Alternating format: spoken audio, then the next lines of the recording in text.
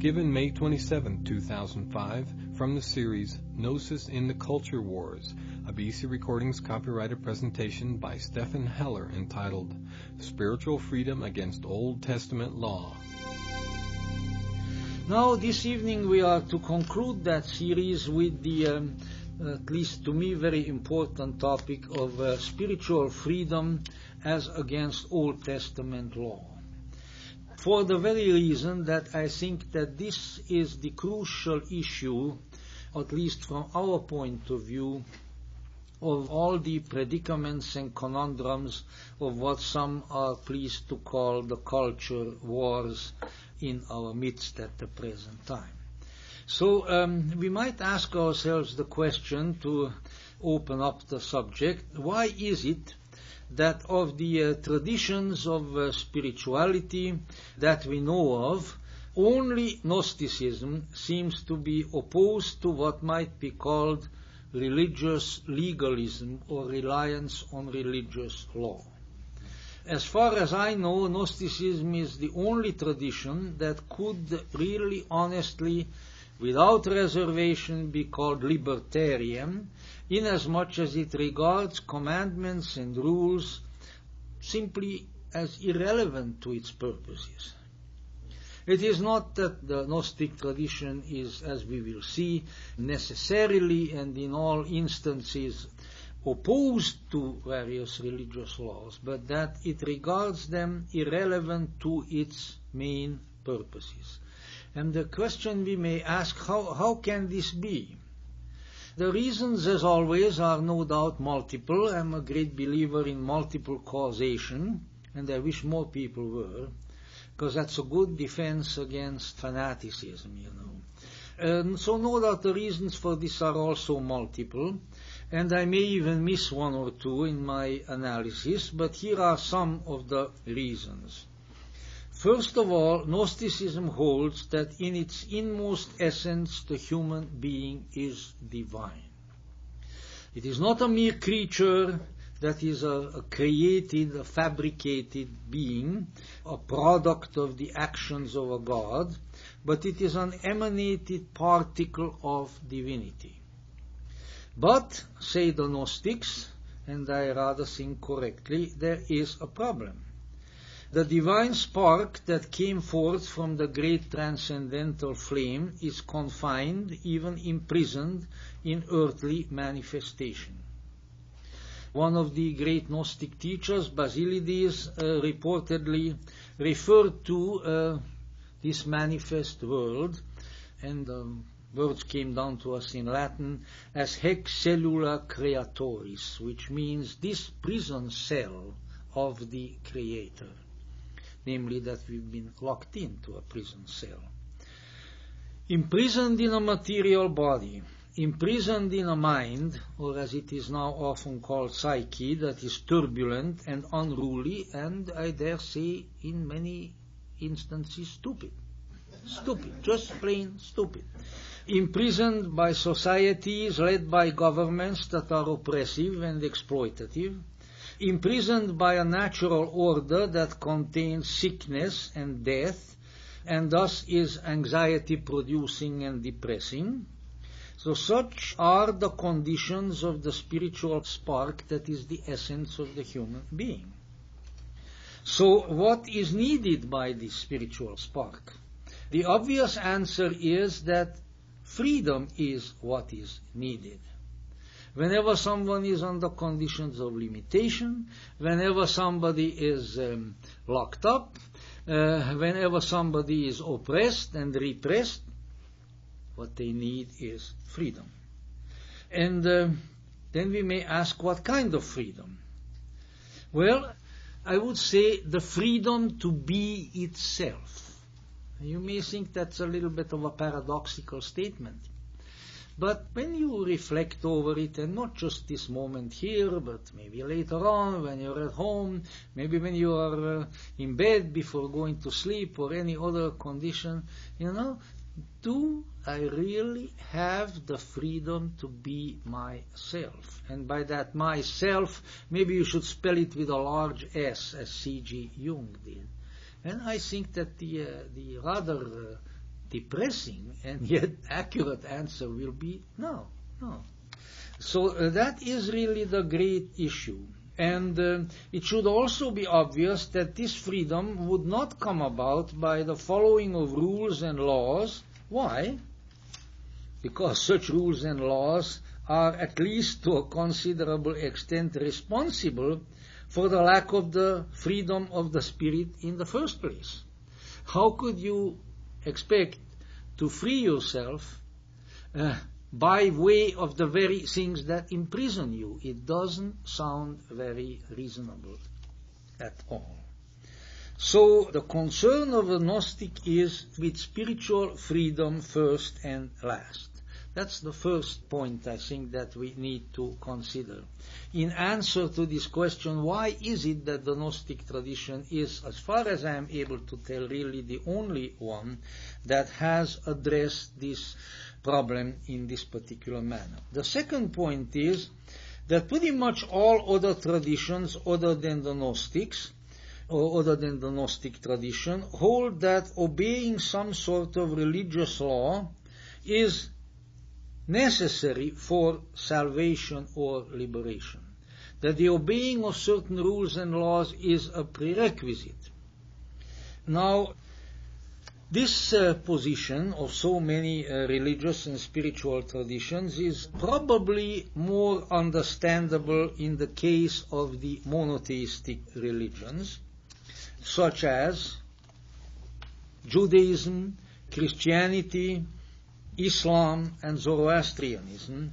Why? Because the procedure there is, ostensibly, that is the belief system, that God reveals himself and tells people how to behave. So if humans obey, then they will be okay. If they don't obey, then they are on the wrong side of God. Then God will reject them and punish them. Look at the various expressions that are so much part of our culture. God-fearing, law-abiding, obedient to God, and so forth. They all fall into this category. They all reflect that spirit.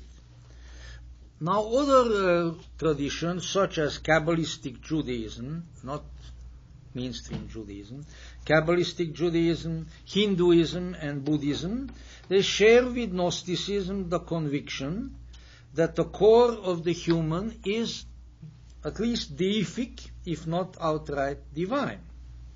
In the Hindu tradition, the Atman, which is spirit, is identical in essence with the Brahman, which is God, divinity. In Buddhism, they say that we have a Buddha nature. So in all of these traditions we have these ideas. In Kabbalah, as I mentioned before, the human, along with everything else, emanated from God. It wasn't made by him. It's a tremendous discrepancy between Kabbalistic Judaism and mainstream Judaism. Kabbalah does not take the Genesis story literally.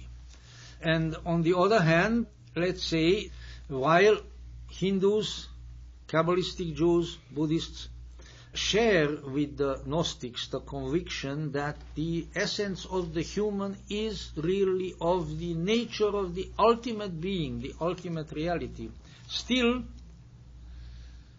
to a greater or lesser extent, even these traditions are full of laws and rules.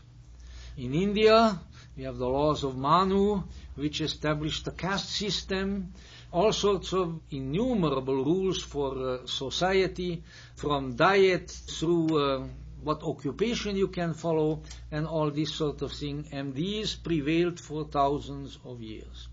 Not much of an example of freedom. Also the notion of karma as a mechanism whereby being good, one merits, as it were, a better condition. If you're good in this life, then better life next time. So all of these have to do with the following of rules. And not just for practical ends of society getting along better, people living in greater harmony with each other or anything of that sort, but rather with the implication that without following these rules, your spiritual welfare is in jeopardy, one way or the other. Buddhism, of course, which is the closest relative to the Gnostic tradition, has its own ways which are closer perhaps to ours.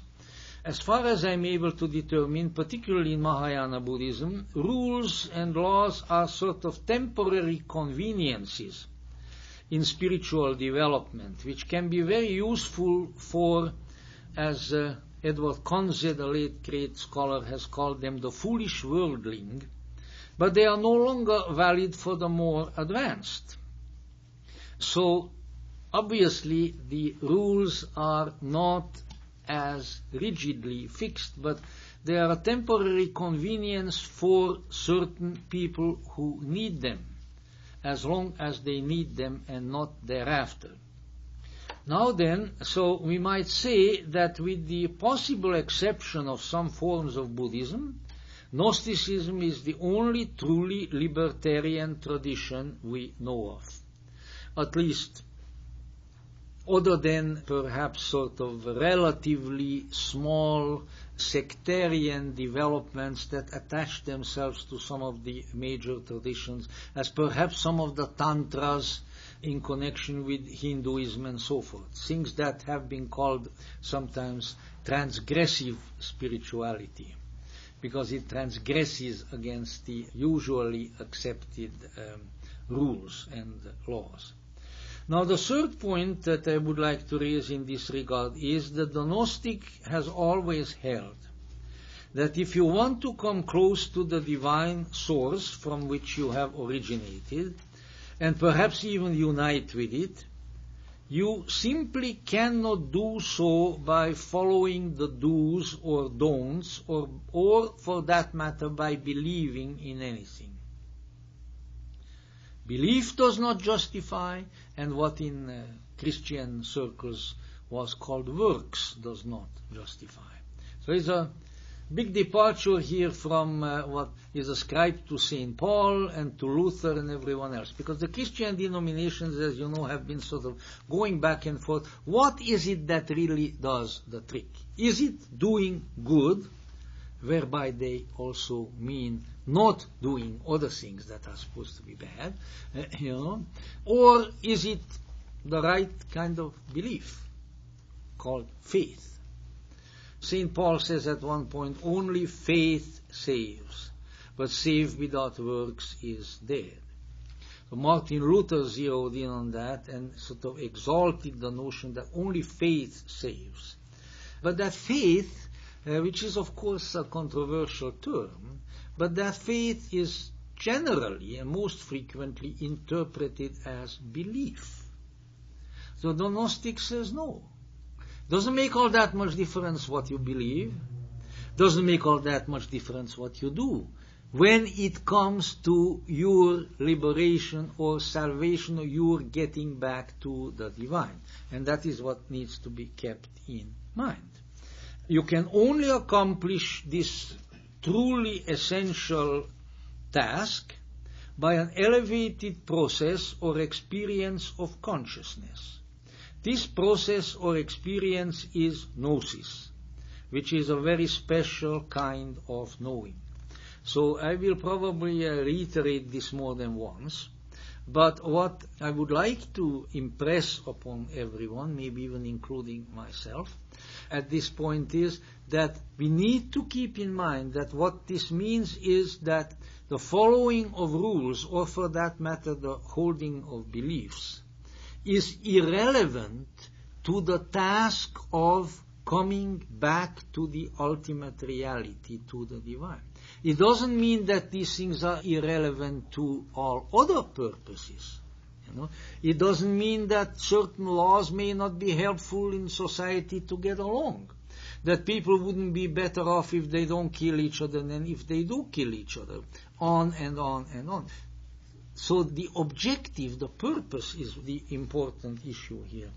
In fact, in view of the possible stimulus that some of you may have received for coming here, I was quoted in that worthy publication that some of you read last week, where I said, Gnostics obey the traffic laws like everyone else, but they don't think that they're going to get them into heaven. See? Now, that's really, in essence, what I mean. And I may add to it that traffic laws may be useful against accidents, but getting to the pleroma is, to the fullness, to the divine, is a slightly different matter. We don't quite use the same vehicles for that journey that we do for traveling around on the road. And, I'm fully convinced of the utility, at least to some degree, of traffic laws. I do remember, and I swear to you, I'm not making this up, every once in a while one sees some of these paradigmatic, weird things that people only talk about. One time, long time ago, because I don't really like to go there very much, I was in Tijuana, and I was at the street crossing, and there were 4 cars from the 4 directions that were coming together. They haven't collided, but they were facing each other in the intersection, and they were all 4 of them honking at each other, and neither of them was getting out of the way. Now, you see, that's what happens when there are no traffic laws, or when the traffic laws that do exist are not observed. Some things have their utility. But what we have here is, therefore, on our part, the Gnostic part, is not an advocacy of anarchy, but a divesting of laws and rules of their alleged salvific component. In this respect, and pretty much in this respect only, I would say, Gnostics are more like secular people in society. The 4th point that may be useful to look at this point is that this still leaves the question why others with such similar a worldview, such as Hindus, some Buddhists, also Kabbalists, have not adopted the Gnostic position that in effect declares that rules and regulations are a non-issue for the supreme purpose, which is contact with and ultimately union with the divine. So we need to engage in a bit of speculation and conjecture. Thus far, as far as we can tell in history, Gnostics have never constituted what is called the establishment in any worldly society. They were never responsible for domestic tranquility and law and order. But that doesn't mean that there were not times, usually rather short, when Gnostics or some Gnostics were quite influential in some societies. Quite early, would be about the 3rd century or thereabouts, Bardezan or Bardezanes was the chief advisor to the king of what that time was called Syria, and he converted the king to a Gnostic form of Christianity, but even that didn't last very long. The great prophet Mani of Persia had great influence upon one of the kings, well, 2 really, the old king who was very friendly to him, and the young king who was a Manichaean convert, but still the Manichaean principles never became state law. In Bosnia, later on the 13th, 14th century, around there, the Bogomils for a century and a half or so, actually the Bogomil princes ruled Bosnia, but let's say that was not a very lasting situation either. Now, governments like to fortify their laws with religion. Given a chance, they will always do so. You say, oh, well, we have gotten away from that after all. Look, in 20th century, we had certainly a sort of non-religious, huge totalitarian state in the Nazis, and a downright anti-religious totalitarian state in the Soviets. Oh yeah, but you know what? They were religions too. The Nazi philosophy served the purpose of a secular religion. I was there, I saw it, I know. And so did the Soviet with their Marxist secular religion. Analyses have been made of that. All of these systems bore all the characteristics of a religion save the belief in God. But in all other respects they were the same. So it was there. An ideology demanding the total engagement of the human being with the ideology. That is part of what might be called secular religion. Now, Gnostics, of course, never were in the position to be tempted by the association of government and religion, because they were not in that kind of a situation, as I just mentioned. And I might say, I think that was a good thing for the Gnostic tradition. So running a government and pushing people around and enforcing laws, these things, they were never our thing, as I can say that as a Gnostic. Those things just never really turned us on. And they still don't, thank God. So our business is the business of making contact with the transcendental and in due course going home to the state of being where we came from. Let others take care of making people behave. That is simply not our job. Now, we need to keep in mind that all the religions we know were or are associated with the state. Irenaeus and his associates, the heresiologists, church fathers, their kith and kin who threw the Gnostics out of Christendom, as it were people who sold out to the Roman Empire. And as Philip K. Dick wrote, the empire never ended. The empire never ended. And that's what he meant. Overweening, tyrannical kind of situation which even religion must serve never ended. It's still with us. Then came St. Augustine, who sold out even more. If you want to read the details of that, you find it in a very fine book by Elaine Pagels, Adam, Eve, and the Serpent. Because Augustine, a very brilliant and wonderful man, who had more sense in his youth than he did later on, because in his youth he was a Manichaean, which really means that he was a Gnostic, Well, some Gnostics lose their good sense. What can you say? But, St. Augustine came up with the idea that since everything in this world is governed by the will of God, the governments, good and bad and indifferent, are also there by the will of God. And that means you have to put up with them. Now, I wonder whether he would have said the same thing a couple of 100 years earlier when Nero and his buddies were sitting in Rome and were burning the Christians as torches. He might have had a different take on the situation. But this was his thing. You got to put up with the governments because they are the governments by the will of God. Even an unjust government is there by the will of God.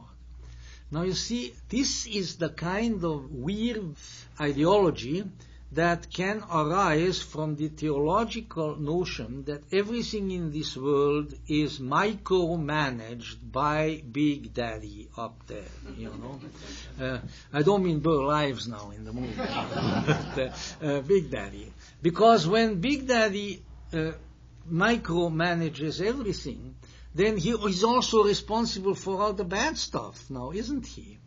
And so it makes things very dicey. And so you either have to go on this thing, well, it's a great mystery, the great big terrible mystery, we can't second guess the intentions of divinity and so forth, and we just have to, kind of accept that the bad things are the will of God too. And then you come up with conclusions of the sort that St. Augustine came up with. Now, of course, there are some honest people, even of the very monotheistic religions today, like Harold Bloom, for instance, who said several times in his books, and he said, if the Holocaust and AIDS and things like that are decreed by God, I don't want to have anything to do with such a God. Such a God is a monster. Very Gnostic conclusion, and of course Professor Bloom is pretty much of a born-again Gnostic of his own kind, which is really the only kind there is. But Islam was a theocratic religion from its inception. Why? Because the Prophet Muhammad was a general, he led troops into battle, he administered society, his community as it grew up. He didn't call himself that, he was basically the king. And so a lot of things in Islam, which now are, regarded with such exceedingly great fanatical allegiance, were the outcome of having to deal with managing bunches of unruly Arabs. For instance, there's the big thing, this big injunction against alcohol. Well, it's well known in various reputable historical works that it wasn't always there. When the Prophet had to flee from Mecca to Medina, which Medina pretty much founded, that was, the city of the Prophet, he had all these people with him who came with him from Mecca, the Quraysh tribe, his own tribe. And then there were I suppose you would call them the Medinites, the people who lived there to begin with. And these two didn't like each other very much. And they started squabbling and fighting and beating each other up and all that kind of thing. And they mainly did that, in a sort of barroom fights. In other words, they drank and then they caused a lot of trouble. And when the Prophet had a revelation, hey, this got to stop. So he said, no more drinking, my boys. The girls probably never got any anyway. And Allah doesn't want you to drink. That's it. It's an evil, it's a demonic thing, and that's it. And so ever since then, there is the great opposition to alcohol on the part of Islam. See, these are the kind of things that happen primarily when there is this intermingling between a kind of societal, worldly, organizational activity and religion itself. Religion begins to serve the ends of society. Judaism was a state religion before the destruction of the Jewish state by the Romans, and is a dominant force in the present Israel also. In Israel, I understand, I haven't been there. There's too much trouble going on there for me. I came here to get away from trouble, I think I'm going to go someplace to find some more at this point in my life. Heck no. But, you have an essentially really non-religious society. The vast majority of the Sabras are not religious, they're secular. But you have the rabbinate, the Orthodox rabbinate dominate certain spheres of life. No business on the Sabbath, no this, no that, kosher laws, all kinds of things. So, it's there again. And Hinduism was always associated with government. In many places, Buddhism was also, after all. One particular person whom I like very much, after the Dalai Lama, is the legal king of Tibet. That's what he is. So the Dalai Lamas ran the government, often through their underlings, but often themselves. So there's an association between society and the religion. Zoroastrianism was a state religion until its destruction by Islam. But Gnostics, had a different history, and therefore they could afford not to be concerned in a religious fashion, in a spiritual fashion, with the laws of society. Now then, we may concern ourselves with more immediately relevant issues. One of these is, what was the attitude of early Christianity toward religious law? And the reason I bring this up is primarily, but of course I'm interested in Christianity, and I represent a Gnostic form of Christianity, I think, but because the Christian issue is the big issue in the present culture war situation. And we went through that in some of the earlier talks. I think that one of the most reprehensible phenomena is the way the very term Christian has been monopolized by fundamentalists, which is an out-and-out lie, and which in effect declares the overwhelming majority of people of the Christian faith, over 20 million Catholics, are not Christians, the Eastern Orthodox are not Christians, and of course everybody knows that the Gnostics are not Christians, because it's restricted to a very particular point of view nowadays. But this is the propaganda that is going on. The United States is a Christian nation, and all the founders of the United States were Christians. This was founded on Christian principles, or every once in a while, if they get very, very tolerant, just incredibly tolerant, then they'll include Judeo-Christian. But that's it. So this is the constant song that we hear. And of course it's even historically false, but that's another chapter. Maybe I'll say a little bit about it in a few minutes. Now this is why I think it's important to take a look at where really, okay, if that is really true, and if the culture wars are fought, at least on the one side today, in the name of Christianity, is really the foundation of the Christian faith in the New Testament, the statements attributed to the founder of the Christian faith, on the side of all of this religious legalism, or is it rather against it? Now, I will primarily concentrate on a few key passages in the New Testament at this point. Only in conclusion will I bring in a tiny bit from Gnostic scriptures, because after all, the New Testament is universally accepted by Christendom the world over, and certainly in the United States also. In both the Gospels of Matthew and of Mark, and if anybody is interested in the chapter and verse, in this case I can give it to you, a man asks Jesus what a person must do to enter heaven. Jesus tells the questioners to keep, this is a very interesting one, this is the same incident that is referred to in both of them. He tells the person to keep 6 commandments of the 10 that can be condensed into one single commandment, and he says so, you shall love your neighbor as yourself. This commandment is often referred to as the law of love, and it is prized highly in Gnostic scriptures. Now, what does he do here?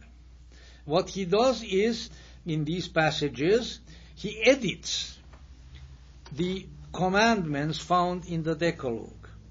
He mildly endorses some, and he excises others. Which commandments does he leave out? Well, let me clue you in. You shall have no other gods before me. You shall not make yourselves an idol. You shall not make wrongful use of the name of the Lord your God. You shouldn't mispronounce my name. Remember the Sabbath day and keep it holy. If you look at these commandments, it's easy to see that they are precisely the commandments that demand the worship of and obedience to the Old Testament deity, the Lord God Jehovah. So in these two statements, Jesus keeps the, let's say, mildly endorses the commandments that deal with our dealings with other humans. He cuts out the ones that deal with the big boy, the big daddy. Now, conversely, when we read the commandments which he mildly endorses, we find that they all refer to the ways in which human beings treat each other, for they forbid murder, the betrayal of trust exemplified as adultery, stealing, bearing false witness, and not honoring one's parents. They all have to do with how we treat other people. These are summed up within the final commandment to love our fellow humans, which is the meaning of neighbors, as ourselves. It may be noted that in the Gospel of John, Jesus is even more explicit when he simplifies all moral instruction into a single dictum of a rather Gnostic nature. He says, "This is my commandment, that you love one another as I have loved you." That's it. Now, to sum up, Jesus tells his disciples to forget all about the Old Testament deity and his law, but instructs them to show compassion and respect to other human beings, and that the latter consideration may be summed up in loving one another. Now, what reason may he have for such statements? Was Jesus a sort of 20th or 21st century humanist, rather like some contemporary secular folk? Did Jesus say, in effect, God is a negligible factor, but the human being, on the other hand, is the all-important one? Well, I think Gnosticism has some answers to this question. Gnosticism's answer is that Jesus did not recognize Jehovah as God, that he would not endorse the laws that aggrandize and cater to Jehovah's, well, shall we say, psychologically inflated ego. On the other hand, he mildly endorses the laws of the Decalogue which deal with the interactions of humans, And even there he comments that all these commandments may be summed up in the injunction for people to love each other. Another final telling incident from the New Testament concerns a young man, and here I don't have the chapter and verse, I'm sorry, but I'm sure you can find it, a well-to-do young man, apparently, no doubt a pious Jew, who wants to join Jesus' band of disciples. He approaches Jesus by saying that I kept all the commandments. It's a pretty big statement right there. I kept all the commandments. I've been just a real good boy. And thus I want to be accepted as your disciple. Jesus completely disregards his boast about keeping the commandments, and he tells him that unless he gets rid of all his possessions, and nowadays we would sell all his investments, maybe even give up his computer. Oh my God. Oh my God. That unless he does these things, he cannot follow him. Forget it, man. You know, forget it. Now, of course, we get the sort of, the kind of poverty cult people who goes, oh yeah, that's what we got to do. Isn't all throughout Christendom there were people who occasionally did that, and then they ended up not particularly godly people, but just poor people. You know? You give up everything you have and so you're going to be poor. Doesn't mean that you're going to have any other great benefits besides that.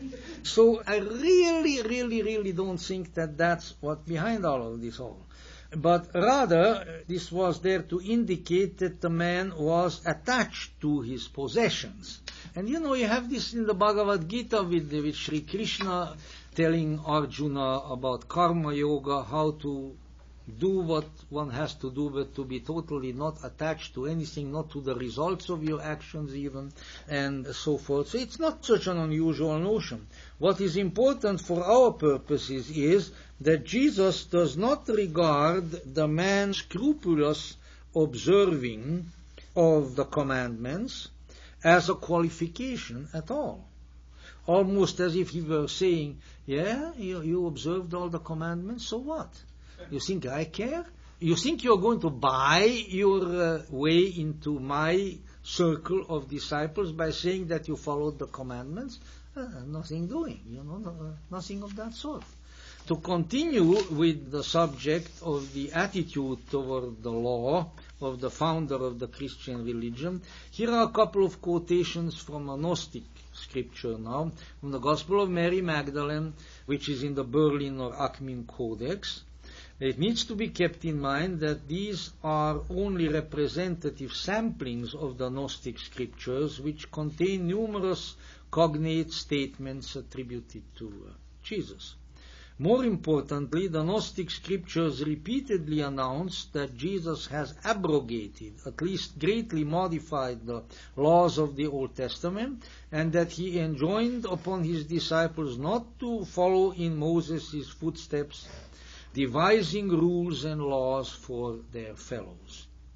In order to avoid repetition, I just use two quotations from the Gospel of Mary Magdalene. Number 1, that's from page 9, lines 1 and 4. Here I'll give you a chapter and verse of the Akhmin Codex. The teacher said, "Impose no law other than that which I have witnessed. Do not add more laws, lest you become bound by them." And the last one, which is the very end, the conclusion of the Gospel of Mary, page 18. "Let us grow as he demanded of us." This is Mary Magdalene saying this in behalf of Jesus to the disciples when he is gone already. "Let us grow as he demanded of us and walk forth to spread the gospel without trying to lay down any rules and laws other than those he has witnessed."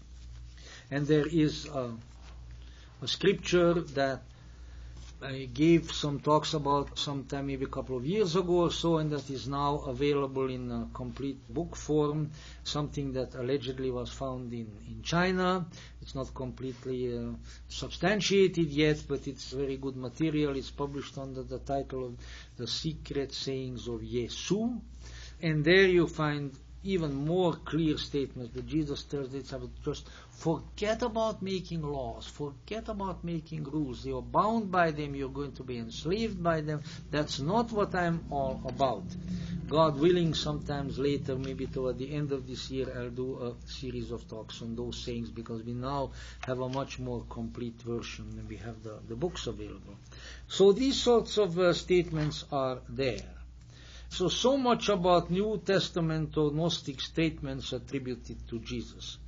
In our days, when certain elements in the culture, as I mentioned before, keep harping on the slogan that the United States is a Christian nation, we need to emphasize that the Christianity of its founder was not a Christianity of law, but a Christianity of spiritual freedom in the Gnostic sense.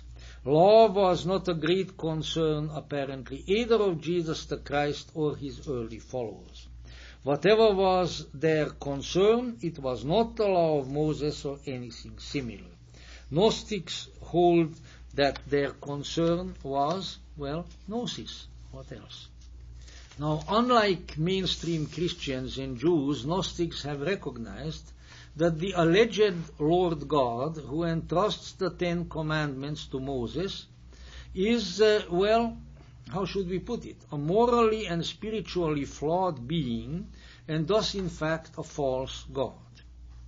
Polite Christians tend to forget and to downplay the fact that the law-giving deity reveals his odious characters in the very Ten Commandments themselves. Listen to this particular part, 20th chapter of Exodus. Thou shalt have no other gods before me. For I, the Lord thy God, am a jealous God, visiting the iniquity of the fathers upon the children unto the third and fourth generation of them that hate me. Really? You know? Who then gives these laws? A jealous God who moreover unjustly punishes offspring for the alleged wrongdoings of their ancestors. The lawgiver is then truly a tainted, unsavory source, and his utterances are therefore suspect, to say the very least. It is with such considerations in mind that Jesus radically edits the Ten Commandments and distills them to one, the law of love.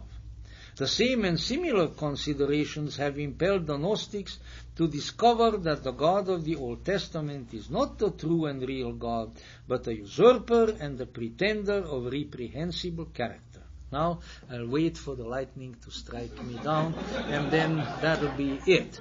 Hopefully you'll manage a getaway, however. You see. Now, of course, contemporary persons of some intellectual sophistication might ask, but isn't all this a matter of allegory and symbolism, and moreover, could these considerations not be explained by changes in the God image, inasmuch as the Old Testament God represents a more primitive concept of deity, and the loving Father proclaimed by Jesus a deity of a more advanced, let's say, phase of the development of consciousness? Well, the answer to the first part of the question is, namely, that would be, is this not a matter of allegory, symbolism? Envy, jealousy, injustice, and cruelty have no symbolic or allegorical justification. They don't. They are what they are. Whether this deity exists ontologically and metaphysically as a powerful but flawed being, or whether he stands as a symbol for arrogance and selfishness in a psychological sense, makes little practical difference. And if a primitive God image or concept has been supplanted by a more advanced one, then why does Christendom and the culture founded upon its values continue to adhere to the laws originating in this primitive source and tend largely to ignore the superior law of the New Testament? So if the God image has really changed, then why don't we go along with that changed God image? Why are we hanging on to the old one?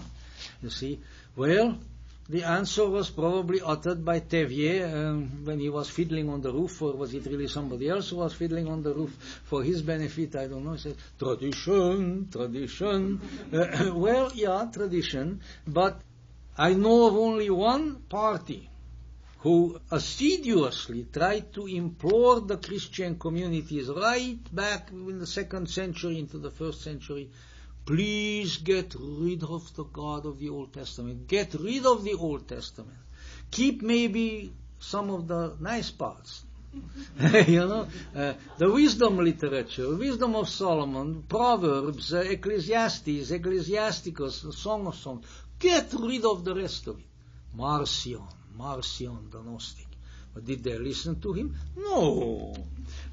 They tried to combine them. They tried to combine two utterly incompatible elements and hung on to this malefic combination right to the present time. And that's a pretty bad situation, as it were, right there. Now, let me jump a little bit and say a few things on a subject matter that I touched, but sort of touched barely, I think, in the very first talk of this series. And that really has to do with our own United States. How does this relate, let's say, to the spiritual foundations of the American Republic? I have to make this brief, and I have written about it at some length in my book called Freedom. The American Republic, in its founding spirit, and consequently a great many of its founding documents, were heavily influenced by what is technically called Enlightenment Hermeticism, or Enlightenment era Hermeticism. Hermeticism is the twin brother, not only the cousin, of Gnosticism. Very, very close to it, orientation toward Gnosis, ultimate deity, all that sort of thing. And Hermeticism, largely because there were available documents of Hermeticism beginning with the Renaissance, when the great body of Hermetic writings was discovered and translated and enthusiastically endorsed by many people, has had several sort of revivals in Western culture. One was at the time of the Renaissance, the other one was at the time of the Enlightenment. And people like Voltaire and Diderot and D'Alembert and Montesquieu and the rest of them, and the German Enlightenment philosophers and poets, Goethe and people like that, they were all in their essential spiritual orientations Hermeticists. Now you say, well, what of the rationalism of the Enlightenment? Well, what I got to say about that very quickly is that rationalism initially in the Enlightenment was meant as a weapon. People like Voltaire recognized that with rationalism they can beat back the church and get it out of power and get it out of overweening influence in society. And indeed they did. Of course, things went rather quickly, and pretty soon the rationalists were cutting off everybody's head with the guillotine, and many of them lost their heads under the guillotine too. A sort of real ironic justice, the organ of reason is the one that comes off, But that was not the focal point. The Renaissance Hermeticists and the Enlightenment Hermeticists knew that reason, ratio as it is called in Latin, is a limited faculty. It's important, but it's limited, and that beyond it there is something else, divine intelligence, intellectus, it was called in Latin.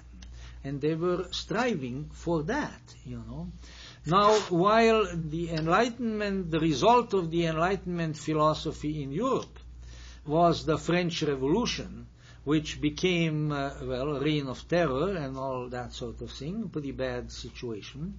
The result of the Enlightenment era Hermeticism in America was the American Revolution, which took a rather different turn. And it simply resulted in America separating from the British motherland and then doing its own thing thereafter. Entirely different situation. The only bloodshed here was the actual war with the colonialist power that was then beaten back. And the leaders of the founders of the American Republic were almost without exception, that is mean the leading ones, the ones who really had the overweening influence, people like George Washington, particularly Benjamin Franklin, Jefferson. All of these people were Enlightenment-era Hermeticists, and their structure for those teachings and those practices was Freemasonry. Very, very different kind of Freemasonry than we find maybe in many places today, although the relationship is there. And so they tried to put together a society, a societal structure that would be conducive to the ends of this Hermetic philosophy. Now the Hermetic philosophy, just like the Gnostic, also accepts the innate divinity of the human. That's where the whole thing about human dignity, human freedom comes from. Because if the human is just a creature, creatura in Latin, created thing, then all of those things are not of such great import. Otherwise, other monotheistic religions and cultures, such as, for instance, Islam, would have a much higher regard for the individual, but it doesn't contain that Hermetic component. It's certainly there in Sufism, but then the Sufis were shunted always aside. The Gnostics and the Hermeticists were the Sufis of the West. So now, what did they do? They tried to put together a society which would act as a framework for what? For the kind of spiritual growth and transformation that leads to gnosis. That is indeed what, in my view, the founders of the American Republic tried to do. Now you might say, all right, but why do they have various sort of Christian-sounding religious teachings, and why did they accept, various things that came over from the Christian religion, on, and of course there was slavery in many parts too, and all of that. Well, that's part of the mix. Those things were part of the mix. People like Benjamin Franklin knew very well that they had a bunch of Puritans to contend with. What are they going to do with them? They probably wished that Plymouth Rock had fallen on the Puritans rather than they have landed at Plymouth Rock. But they were here. So you had to do business with them. You had to do business with all kinds of religions. You couldn't just chase them out. But you could do one thing. You could set up a situation where, at least in the main and most of the time, none of these religious groups could really run society and lord it over everybody. No more witch killings, no more Salem trials, and so forth. And so what we finally find is that there are certain principles that are set up, such as the separation of church and state. And here again, these old boys with their beautiful white wigs and all of that, which I really like about them, I wish we could wear them, Especially when it kind of comes to the time in life where a wig would really help, would really help. So they were clever politicians, of course, also. Otherwise, they never could have pulled this major coup of breaking away from England and telling the mighty British kingdom and empire basically to go and mind its own business. People didn't succeed in doing things like that in those days, so they were smart and they were clever. They said, well, we'll just set it up in such a way that it will work nicely and nobody is offended too much and nobody is pushed around too much. So we will separate religion from the state. Which doesn't mean that there can't be anybody religious who is in the business of the state. But the state will not ally itself with any particular religion. Now, that was unique. Everywhere in our culture and in other cultures, there were established churches, whether they were Protestant or whether they were Catholic or whether they were Orthodox or Islamic, established. This is the state religion. And for a long time, nothing else was permitted. When did they change the laws against Catholics in England? In the 1830s or something like that. Well, of course, there were some around, but the British are very slow to change things. And Protestant countries established religions. Catholic countries established state religions. That means the state supports the religion, and then the religion supports the state. And they didn't want that here, because they saw that this was an unsavory association that would then lend itself to tyrannizing the people. So they separated that. But at the same time, it didn't mean what some people try to make it mean now, that you can't have a Christmas pageant on the city square or something like that. I think that the founders of the American Republic would have been horrified. Well, why not, for heaven's sakes? Why not? And many other things. So, conclusions are being drawn from these principles that are not really valid. Not really valid. But this was, of course, a very, very important issue. And, of course, the sovereignty of the nation, of the state, resides in the sovereignty of the people. Look around at that time in the world, and I'm a monarchist, from my European background. And even nowadays, I think if we have had the good sense to bring back the king in Serbia, in Romania, in Bulgaria, in many places like that, there would be a much more peaceful situation there. But don't let me get off on that, because it's not really directly relevant to what we are talking about. But you see, coming from the early medieval society and so forth, the governments, the kings, derived their justification, their legitimacy for being there from the will of God, as Augustine has stated. Rulers by divine right. American Republic changed it, I don't know. The government derives its legitimacy from the just consent of the governed. In other words, the sovereignty resides in the people, not in God. Now, what does this mean? The true meaning, the Hermetic meaning, is that the Spirit of God is in the people. Or to put it more exactly, that the Spirit of God is in you and you and you and you and I. And that's why the legitimacy of the government is derived from us. So you see, in a sense, it's still a government by divine right, but the divine right is in the individual human. And that doesn't mean that the individual human is always smart, that he will always elect the right people or anything else. But ultimately, that is where the spiritual point of gravity resides.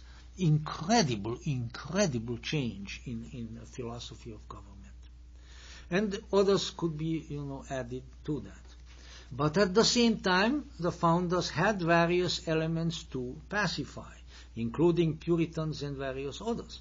They certainly didn't go against religion, but they managed to keep the religious proposition out of the public arena. And this was a very important and very useful development which needs to be kept in mind. Now again, mind you, this doesn't mean that people in government offices cannot be religious people of one kind or the other. That would be the tyranny of non-religion. No, you can't, Or you are only allowed to be a kind of Unitarian sort, where the religion doesn't stand for anything. Of course, what happens when you cross a Unitarian with a Jehovah's Witness. You get somebody who rings your doorbell for no particular reason, that you have to be so neutral and so wishy-washy that you don't believe in anything. And if somebody is up there who believes in anything, oh my God, he believes in something. Well, let him believe. Why not? I believe in something too. But essentially, really the Calvinist, the Puritan spirit, which I consider to be a religious poison in the American psyche. And still there, because it's certainly not confined to officially Calvinist churches like Presbyterians or Reformed Church or things like that, but it has infiltrated religion in America all around, even Catholicism. Of course, some of that infiltration occurred already back in Ireland, I'm afraid. And so they tried to keep that Puritan, that Calvinistic spirit at bay. And basically they succeeded. Of course, there are ups and downs in American history. But that is a very, very important issue to keep in mind, that it is really a pernicious falsehood to believe that the American Republic is founded on mainstream Orthodox Christianity or Judeo-Christianity. It is not. It was founded on something entirely different. Now that the founding folk had no objection against people being good and nice and well behaved and not stealing and not murdering and not raping and things like that because the religion told them so, goes without saying. What government wouldn't? You'd much rather have a well behaved citizenry than a bunch of rascals and gang members and things like that. Of course. But that is a natural part of the process. But essentially a very, very important experiment was carried out here, and it's worth to keep that in mind and to try to perpetuate it as much as we can under the present circumstances. Now, within these contemporary culture wars, we need to appreciate the relevance of some of these issues. Some of these may seem to us to be distant in history. Some of them seem to us to be distant and theoretical and mystical and sort of out there. But they are important. And so I think there are questions. Are the majority of people in our culture really that concerned with the law of Moses? Or for that matter with the very different law of Christ? Probably not. On the other hand, a minority, an unfortunately growing minority, especially in the United States, is very concerned with the former, with the law of Moses. And this element does not want to know anything about the difference between the law of Moses and the law enunciated by Jesus. In fact, this element is very close to being what the writer Andrew Sullivan called an American Taliban. It is my view that the most effective antidote to this American Talibanism is not the bloodless and boring secularism of our so-called intellectual elite, who write the newspapers, who yak away endlessly on the network channels and otherwise. You know, it's not so much that they are bad people, and they are boring people. They are boring people, you know. And why are they so boring? Well, I suppose they were born that way and they never changed. But one of them is that they lack conviction. They lack any contact with anything deeper. These are the shadow side of secularism. So that is not the real antidote, but rather the real antidote is the spiritual freedom implicit and explicit in Gnosis and in the Gnostic worldview. So now, more or less in conclusion, I will give you now a few pointers towards such an antidote. And some of these will be at a much more practical level. When they get very practical, then you can I'll accord you the supreme privilege of disagreeing with me, but hopefully not verbally or noticeably. Okay? So keep that in mind. So the first of these is that the divine spark is the center of the human being, and it requires freedom to come forth and rejoin its source. This is what I would call Gnostic freedom. If it is not free, it will not manifest. If it is not free, it cannot move to its source. That's one. Number two, such Gnostic freedom is impossible, or well nigh impossible, as long as rules and regulations that at best have but a mundane validity are endowed with a supernatural claim of origin and sanction. Now, that's a long sentence. So let me say a thief. A thief has to face his proclivity for taking others' property. You know, he has to deal with it, otherwise eventually somebody else is going to deal with it, whether it's in jail or elsewhere. Someone who cheats on a wife or a husband has to work out the matter of trust. You know, there it is. If you have killed someone, then you have to live with your misdeed and come to its realization, and so forth. So, you know, habitual malefactors have to sort of mend their ways before they can have any gnosis. But these and other rules that have been or are in society should not be construed as prerequisites for spiritual things. They have a relevance to society. They have a relevance to honorable living. They have a relevance to peaceful living. All kinds of things of that sort. But one cannot buy one's way to the divine by following them. Now, of course, questions can be raised, and in fact one of these has been raised by a very nice gentleman who comes here quite often, and he said, well, Stalin felt free to do the things that he did. Stalin had freedom. Well, that's a fairly difficult question. But my answer would be that Stalin was not free. Stalin was enslaved by a malefic, I would even call it a demonic doctrine, that is called Marxism-Leninism, one of the greatest evils that has come upon the world in many a century. And he created the Gulag, and he starved the Ukrainian farmers, and he did all that for what? For the doctrine. So that the doctrine of Marx and the doctrine of Lenin would succeed, and after all these potential opponents of the doctrine have been butchered and killed and starved to death, then would come the great proletarian paradise in the future. See, people don't realize. They think Stalin was a bad man. Well, sure as heck he was a bad man. But he adhered to a bad religion, a bad secular religion, false and evil and detestable and awful. Why? Because it did not regard the human being as anything dignified. At least the Tsars still believed in the human being, at least the creation of God. You know what? In the Russia of the Tsar, before World War I and then the fall of the Tsars, there was no death penalty. You know that? There was no death penalty, except for mass murder or for a murder of the Tsar or a member of his family.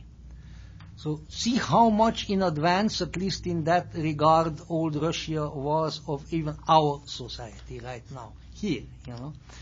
So if you think that that horrible thing that came in was a big improvement, it was something else coming. Again, Hitler was possessed. One of the historians who wrote about him, and he's a socialist, pretty much of a leftist at that, Nolte is his name. Nolte called Hitler a medium. He said he was possessed, like a medium is possessed by a spirit. And what was that?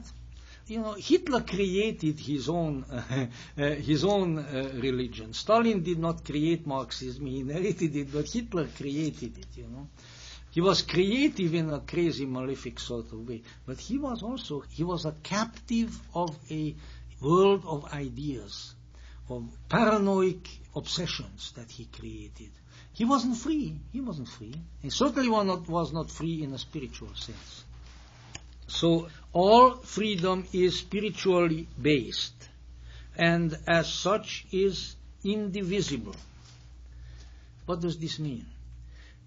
Well, you heard the saying that you can't just be a little bit pregnant, haven't you? And maybe you've even experienced it, some of you, at least those of the feminine gender. Just as you can't be just a little bit pregnant, you can't be a little bit free, you know. It's got to be there. It's got to be total. But people don't want it that way.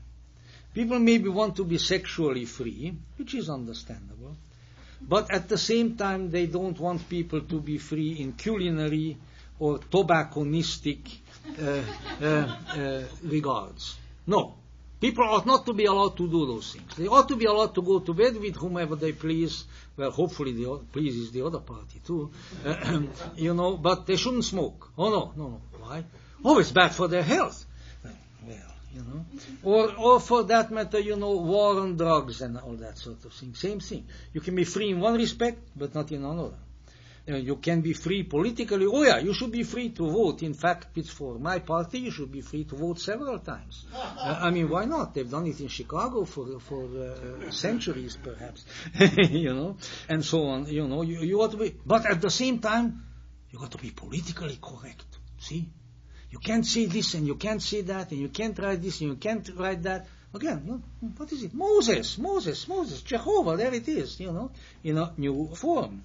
So you see, infringements upon your freedom are nefarious, whether they are imposed in the name of religion, or health, or political correctness, or sensitivity, or ecology, and particularly such vague shibboleths as the public order, or that all-time favorite, the greater good. The greater, you got to do this for the greater good. And the greater good is usually the rascal who is in the government and who makes you do that. They are the greater good to themselves. Even as, well, I said enough about that. Now, very, very quickly, the next point is that to be free, of course, does not mean that one may do anything, anytime, without incurring some penalties from one's fellows, or from one's conscience, for that matter. My freedom to strike out must end where your nose begins. Otherwise, the chances are you're going to punch me in the nose, and even harder than I did it to you. So, you see, my freedom should not entitle me to offer heroin to children, but it should extend to my own consuming of that substance or similar substances in my privacy. Similarly, my activities in business and industry should not be interfered with by the self-assumed right of government to regulate and control the marketplace. On the other hand, if I cheat or defraud my fellow citizens, I should be penalized. These are practical issues. They have nothing to do with God. They have to do with how to get along with each other and be as free as we possibly can. And the laws of society should, of course, be recognized that not originating with a transcendental source. And let me also say this, that most matters that are troublesome among humans, I firmly believe, can be attended to without legislation and by common agreement as manifest in politeness, consideration, and manners. One of the worst things that came out of the 60s was certainly not marijuana and even less LSD, or even some maybe ill-advised political demonstrations here and there, but the worst thing came out of it was the decline in manners. When the dirty speech movement and all of these things, which, they're okay for a short time to blow off steam for a bunch of students or something like that, but you don't institutionalize them in society, When we can no longer be civil with each other, when we no longer have consideration for each other, and we no longer know how to polite with each other, you know what's going to happen? Laws. We are going to be forced to do this, we are going to be forced not to do that, on and on and on and on and on and on. So how can we get away from this legislative tyranny? It's by being nice. Being nice. Maybe you don't like the word nice. The word nice isn't all that nice, but we haven't got a better one, so, what are we going to do? But, there is a great deal to be said for that. The sexual matters, the Victorians had a saying, do what you please, but don't do it in the road and frighten the horses. Well, you can say that these things are hypocrisy and so forth, but, not really. To be polite does not mean to be hypocritical. If absolutely necessary, I can be polite to even a very nasty person for a while. There may be eventually not. But that is the way to get around this unfree condition that is imposed on us all the time. Also, we need to keep in mind that even these practical laws and rules, as time comes on, they need to change. What may have been sauce for the goose 100 years ago or even 50 years ago is no longer sauce for the gander now. The Pope, at least the late Pope, God rest his soul, was against capital punishment. Certainly not a tradition in Catholicism. Things change. The same should apply to various archaic notions, including the prohibition against same-sex relationships, even same-sex marriages. Allow these things to change. But why is the great reluctance to change? Well, for probably various reasons. One of them, because somewhere behind it there is God, you see. There is Jehovah. Jehovah doesn't want you to do these things. And therefore the laws have to be held so that we be pleasing to Jehovah. So the shadow of the Old Testament is there hanging over everything. And finally, freedom is not a luxury. It is a vital necessity. There may be some incidents in the history of the society when some freedoms may need to be curtailed, temporarily. This should remain temporary and subject to frequent revisions. Freedom ought therefore to be seen as of great value in its own right. This is extremely important, and not in need of justification in extraneous terms. Few benefits in life are more important than the benefits of freedom. When there is a choice, therefore, opt for freedom. Don't take the easy road. Oh, well, there is some troublesome condition here. Let's pass a law. What do we care whether it makes people less free or not? It will accomplish a particular end, Oh, yes. But in the long run, eventually, you and your children are going to be oppressed by that same law. Why? Because freedom has an intrinsic value of its own. There is no substitute for it. And don't ever come to me with this Marxist and neo-Marxist notion, oh, well, some people don't need freedom, they first need to eat. You know what? I know what hunger is. I was hungry while I lived under tyranny, and you know what I wanted? I wanted freedom. I didn't want bread, I didn't want meat, I didn't want anything else. That was the most precious thing, and it still is. And if you don't know that, then there is something very, very wrong with you, because you can't see what is truly valuable, what is truly important in the spiritual sense. You see? Extremely important. Why is it so important? Because it's important to your spirit. It's not important to your body. It's not even important to your mind. It may not even be important to your reason, to your emotions, but it's important to your spirit. Inside of you, locked up behind the prison bars of the cellula creatoris, there is something wonderful, something glorious, something powerful, something astonishingly marvelous. And it's got to be free. When it is free, it will come into its own. It will come back to its own place. It will meet its own reality, and then all will be well. And until then, nothing will be well. Nothing will be well. That is why this is so extremely important in its own right. Don't try to justify freedom by something else. But freedom is a treasure in itself, just in itself, for its own sake and for no other reason. The founders of the American Republic knew that. I firmly believe that Jesus Christ knew it. But an awful lot of people in our world don't know it. So we have to know it. And to know that is gnosis. It's a form of gnosis. To really know that and then to act upon it and to live upon it, that is of extremely great importance. And I hope that I managed to impress that on you to some extent and degree. And I thank you very much. Copyright NMB by BC Recordings. Catalog number 905E27. For more information about available lecture titles and for many other resources, visit gnosis.org. That's gnosis.org.